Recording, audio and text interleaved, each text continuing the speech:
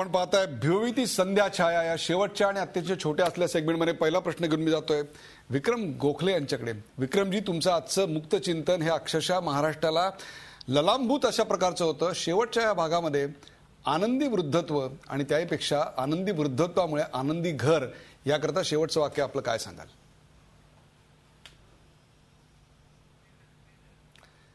विक्रम गोखले यांच्याकडे आपण जाऊ शकत नाही आहोत, काही तांत्रिक अडचणी येत आहेत। हाच प्रश्न घेऊन मी जातोय हेमंत टकले यांच्याकडे। हेमंत टकले, हा सगळा प्रवास सुरू झाला तर तुमच्या भाषणामुळे वृद्धत्व आनंदी असू शकतं का आणि संध्या छाया या भिवणाऱ्या नाही तर आनंददायक असू शकतात का? 100% असू शकतं, पण हे सांगताना मला एक दोन गोष्टी मुद्दाम आपल्या कार्यक्रमाच्या द्वारे लोकांपर्यंत याव्यात असं वाटतं। आपल्या सगळ्या समाजाला सवय लागलेली आहे की असली कुठलेही प्रश्न आले की त्याच्याकडे चॅरिटी म्हणून बघायचं आणि मग त्याच्यासाठी ट्रस्ट असतात, चॅरिटी कमिशनर असतो। दयेची भीक घालून वृद्धत्व कधीच आनंदी होणार नाही। त्यामुळे त्यांची क्षमता लक्षात घेऊन त्यांना कुणीही दया दाखवायचा प्रयत्न करू नये। त्यांना हवाय आधार, त्यांना हवाय संवाद, त्यांना हवी भेट। हे जर मिळत गेलं तर ह्या संध्या छाया त्यांना कधीच भिवू शकणार नाही। या उलट ते जे शेवटी आपल्या संकल्पनेत असतं की शेवटचा दिस गोड व्हावा, तो शेवटचा दिवस गोड होण्यासाठी। विक्रमजी, मध्यंतरी आपला संपर्क पुन्हा एकदा तुटलेला होता। तुमचा शेवटचा प्रश्न वेळ अत्यंत थोडा आहे की आनंदी वृद्धत्व आणि तुम्ही जी एक आनंदी घर ही कल्पना मांडली त्यासाठी सर्व प्रेक्षकांना काय आवाहन कराल? मला तुम्हाला ऐकू येतंय का आता? हो, अगदी पूर्णपणे ऐकू येतंय सर। हां, मला असं वाटतं की सर्व वृद्ध लोकांनी, स्त्री पुरुषांनी आनंदी राहायला शिकलं पाहिजे आणि पुन्हा ते अतिशय रिलेटिव्ह आहे। आनंद हा शब्द फार रिलेटिव्ह आहे। तसंच सर्व तरुणांनी, स्त्री पुरुषांनी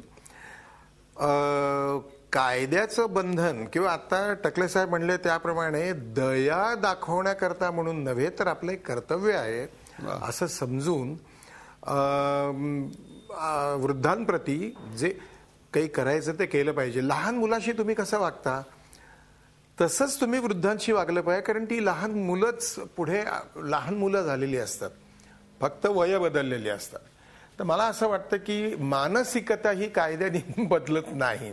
मानसिकता ही तुम्हाला, चांगुलपणा हा तुम्हाला वरतून येताना घेऊन यावा लागतो, त्याच्यावर इथे संस्कार होतात, त्या संस्काराने तो अधिक चांगला होतो। आणि त्या मानसिकता जर बदलली नाही तर नुसत्या शिक्षणाला काही अर्थ नाही, ते सुशिक्षण होणार नाही। त्याच्यापेक्षा न शिकलेलं बरं। म्हणजे कार्डावरती भरपूर पदव्या आहेत बरोबर, परंतु माणूस म्हणून बिगारी सुद्धा मध्ये जायची सुद्धा योग्यता नाही, अशी माणसं आहेत।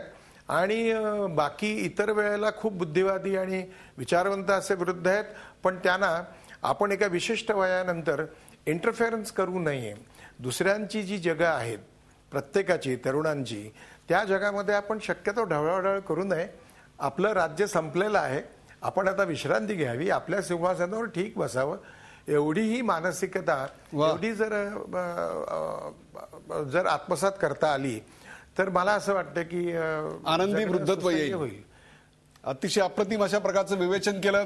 या कार्यक्रमाच्या खाली जो स्क्रोल चाललेला आहे त्या स्क्रोल मधलं एक वाक्य शेवट करताना मला सांगावं असं वाटतं की वृद्धत्वाला पैशाची गरज असते, पण त्याहीपेक्षा प्रत्येक वृद्धत्वाला एका श्रावण बाळाची गरज असते।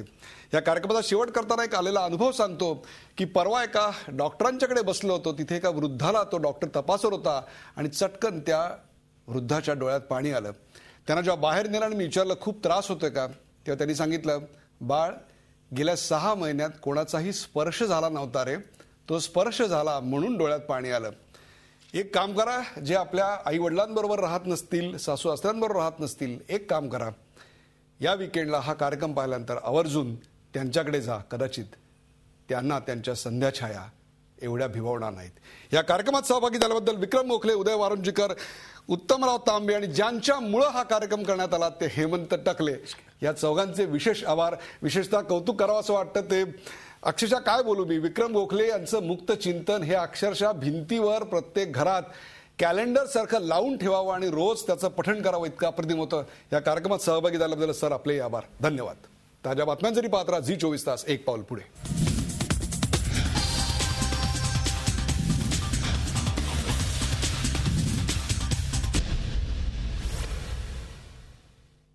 झी 24 तास, एक पाऊल पुढे.